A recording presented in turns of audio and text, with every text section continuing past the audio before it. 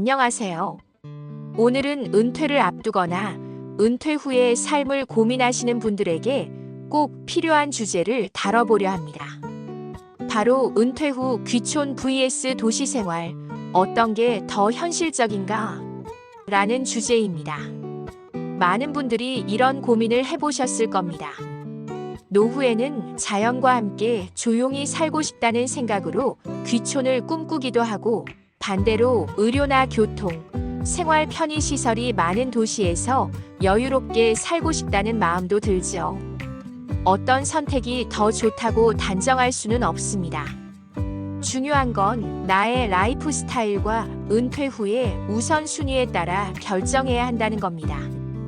오늘 영상에서는 귀촌의 장단점, 도시 생활의 장단점, 현실적인 고려사항, 선택 시 체크리스트를 중심으로 하나씩 살펴보겠습니다. 귀촌의 장점과 단점. 먼저 귀촌 생활의 장점부터 알아볼까요? 자연 속에서의 힐링, 푸른 산, 맑은 공기, 조용한 마을. 이런 환경은 정신적으로 큰 위안을 줍니다. 스트레스를 줄이고 심리적인 안정감을 얻을 수 있습니다.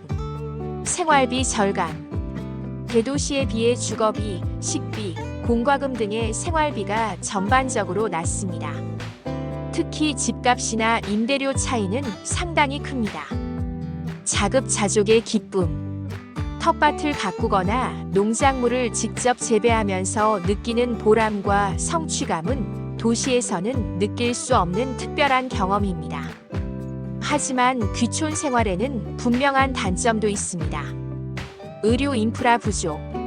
대부분의 농어촌 지역은 종합병원이나 전문병원이 멀리 떨어져 있어 응급 상황에 신속한 대응이 어렵습니다.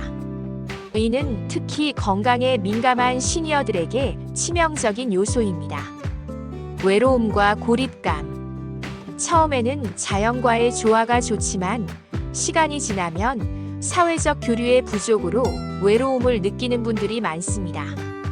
지역 커뮤니티에 쉽게 녹아들기도 쉽지 않죠. 노동의 강도. 귀농을 선택한 경우 실제 농사일은 생각보다 노동 강도가 높고 기술과 경험이 필요합니다. 단순히 로맨틱한 시골 생활만을 기대하면 금방 지칠 수 있습니다. 도시 생활의 장점과 단점. 그렇다면 도시 생활의 장점은 무엇일까요? 인프라의 풍부함. 의료, 문화, 교통, 쇼핑 등 다양한 생활 인프라가 가까이에 있습니다. 병원 접근성이나 취미 활동, 대중교통 이용 등이 편리합니다. 사회적 연결. 동호회, 봉사활동, 커뮤니티 센터 등 다양한 인간관계를 맺을 수 있는 기회가 많아 외로움이 덜합니다. 친구를 다시 사귀거나 취미를 통해 새로운 인연을 만들 수 있죠. 생활의 익숙함. 오랫동안 살아온 도시 환경은 낯설지 않아 적응이 필요 없습니다. 이는 심리적 안정감을 주는 요소이기도 합니다. 하지만 단점도 있습니다. 높은 생활비. 도시의 집값, 관리비, 교통비 등은 시골에 비해 부담이 큽니다. 은퇴 후 고정 수입이 없는 상태에서는 재정적인 부담이 커질 수 있습니다. 소음과 복잡함. 도시는 언제나 시끄럽고 붐비며 정신적인 피로감을 유발할 수 있습니다. 특히 조용한 환경을 원하는 사람에겐 스트레스 요소가 됩니다. 자연과의 거리감. 녹지가 적고 외부 활동 시 공해나 미세먼지에 노출되기 쉽습니다. 건강한 환경을 원하는 분들에겐 단점으로 작용합니다. 현실적인 고려사항. 귀촌이든 도시 생활이든 다음 요소들을 반드시 고려해야 합니다. 건강 상태. 자신이나 배우자의 건강 상태가 좋지 않다면 의료 인프라가 잘 갖춰진 지역을 선택하는 것이 현실적입니다. 경제적 여유. 은퇴 후 소득이 정해져 있다면 지역별 생활비를 꼼꼼히 따져봐야 합니다. 지역별 주거비, 교통비, 식비 등을 비교해 보세요. 성향과 기질, 혼자 있는 걸 좋아하는지 사람들과 어울리는 걸 좋아하는지에 따라 선택이 달라질 수 있습니다. 귀촌 후 고립감에 힘들어하는 경우도 있고 도시의 소란함에 스트레스를 받는 경우도 있습니다. 배우자의 의견. 혼자 결정하지 말고 반드시 배우자와 충분한 대화를 통해 의견을 조율하세요. 서로 다른 생각을 가진 채로 귀촌하거나 도시 생활을 택하면 오히려 갈등이 생길 수 있습니다. 자녀와의 거리. 자녀와의 거리가 멀어지면 가족 행사나 돌봄에 제한이 생깁니다. 손주를 자주 보고 싶다면 접근성도 고려해야 합니다. 선택을 위한 체크리스트. 나는 자연 속에서의 고요한 삶이 더 좋은가? 아니면 도시의 편리함이 더 중요한가? 내 건강 상태는 어떠한가? 병원과 얼마나 가까운 곳이 필요한가?